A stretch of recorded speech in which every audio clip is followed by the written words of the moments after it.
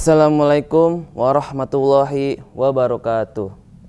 Alhamdulillahirabbil alamin wa bihi nasta'in ala umuri dunya waddin wassalatu wassalam ala asyrafil anbiya'il mursalin sayyidina wa syafi'ina wa maulana Muhammadin. Amma ba'du. Pertama-tama marilah kita panjatkan puja-puji syukur kita kehadirat Allah Subhanahu wa taala yang telah memberikan kita nikmat iman, Islam dan juga Islam. Serta salawat serta salam marilah kita curahkan kepada junjungan kita, suri taulan kita, Nabi Muhammad sallallahu alaihi wasallam. Jemaah yang dirahmati Allah Subhanahu wa taala, berada saya di sini saya akan menjelaskan tentang hasil yang bagus dengan duit. Duit yang dimaksud ini bukanlah duit yang kita pakai sehari-hari untuk membeli barang, membeli baju, membeli mobil, membeli rumah, ataupun membeli takjil sekalipun. Melainkan duit yang saya maksud adalah D. Doa, U. Usaha, I. Ikhtiar, dan T. Tawakal. Agar kita mendapatkan hasil yang memuaskan, maka kita harus berdoa kepada Allah Subhanahu wa taala, karena Allah Subhanahu wa taala berfirman dalam Quran yang berbunyi, A'udzubillahi minasyaitonirrajim. Bismillahirrahmanirrahim. Ud'uni astajib lakum. Berdoalah kepadaku, maka aku niscaya akan mengabulkannya. Di sini Allah akan mengabulkannya dalam bentuk pertolongan, seperti dalam memudahkan usaha kita atau agar disembuhkan penyakitnya. Rasulullah SAW bersabda, "Laisa syai'un akrama Allahi ta'ala binat du'a." Segala sesuatu itu tidak mulia bagi Allah Subhanahu wa taala melainkan doa. Karena doa itu menunjukkan kepada kita bahwa kita itu butuh kepada Allah Subhanahu wa taala, dan kita itu sangat melemah karena kita harus meminta kepada Allah Subhanahu wa taala. Setelah kita berdoa kepada Allah taala, maka kita harus berusaha. Karena dengan berusaha kita akan mendapatkan hasil yang kita inginkan. Sebagaimana Allah Subhanahu wa taala berfirman, A'udzubillahi minasyaitonirrajim. Bismillahirrahmanirrahim.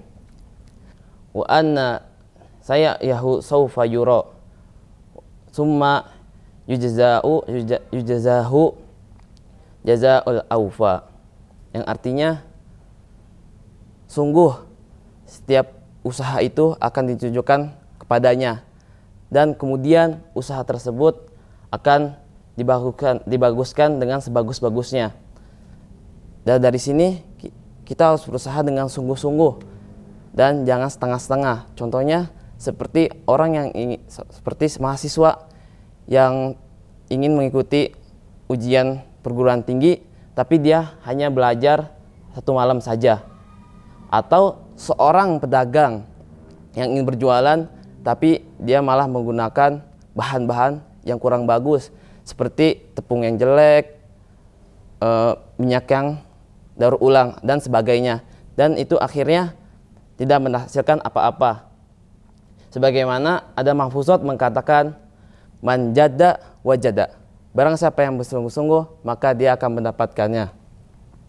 Setelah kita berdoa, usaha atau berikhtiar, maka kita harus bertawakal. Kita harus bertawakal kepada Allah, karena setiap usaha yang kita lakukan itu pasti ada campur tangannya Allah Subhanahu wa taala.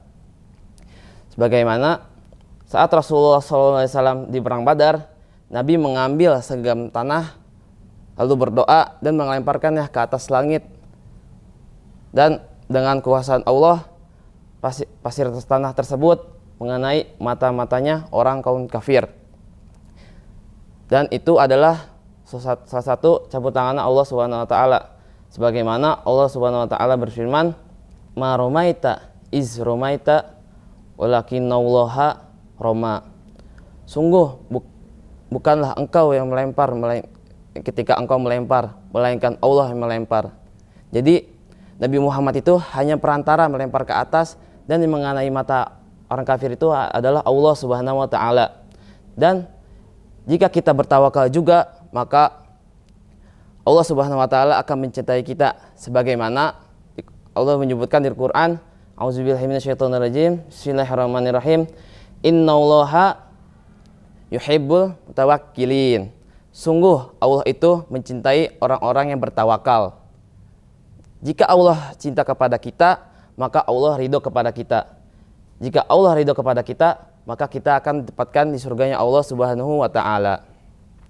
Setelah kita berdoa, usaha atau ikhtiar dan bertawakal, insya Allah hasil yang diberikan bakal sangat bagus.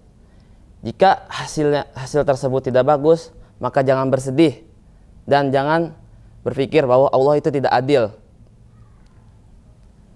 Karena Allah tahu bahwa kita itu jika diberi hasil yang sangat bagus, maka iman kita akan berkurang karena sombong. Sombongnya karena misalkan ada seorang mahasiswa yang dia dites perguruan tinggi, lalu dia lulus. Setelah lulus, dia mau memamerkan kepada teman-temannya atau kepada kekerabatnya. Atau seorang pedagang yang sukses dan mendapatkan duit banyak, lalu dia mau memamerkan hartanya dan tidak membagikannya. Karena iblis saja, guru malaikat, diusir dari neraka akibat sombong. Pada saat itu Allah Subhanahu wa ta'ala ingin menciptakan khalifah di bumi, yaitu Nabi Adam alaihissalam. Setelah Allah menciptakan Nabi Adam alaihissalam, Allah menyuruh malaikat dan iblis untuk sujud kepada Nabi Adam. Lalu malaikat itu bersujud kepada Nabi Adam dan iblis tidak bersujud.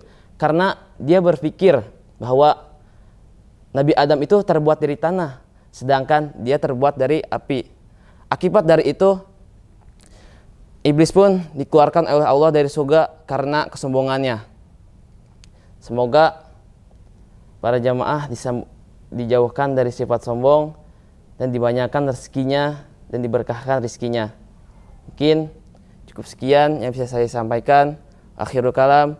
Wassalamualaikum warahmatullahi wabarakatuh.